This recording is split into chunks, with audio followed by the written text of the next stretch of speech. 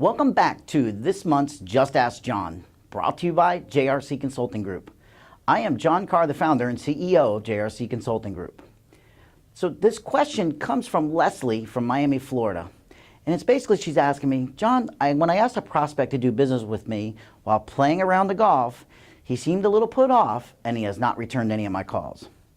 Remember, golfing with prospects or clients is about building relationships. You know, Donald Trump says he does more business and close more deals on the golf course than he has in a boardroom.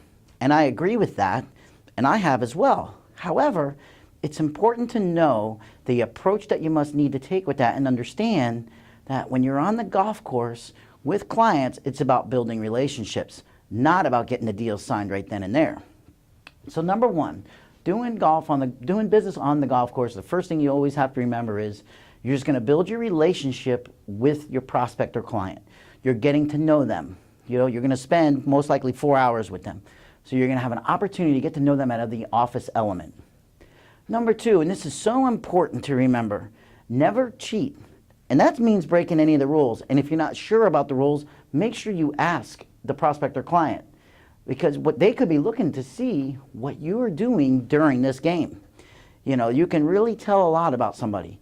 When I do interviews for clients, I love taking potential candidates for sales positions out on the golf course because I can see all types of different ways whether they're going to cheat or not.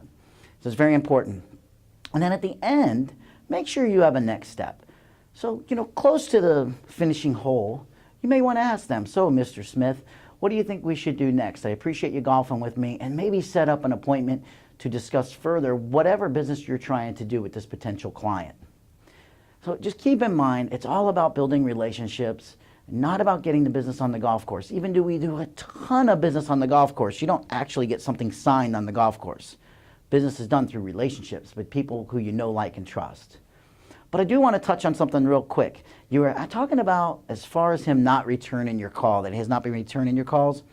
Well, number one, you may not have set the expectation up when you were golfing with him, saying, I'll call you on Monday, or maybe even setting up an appointment right then and there.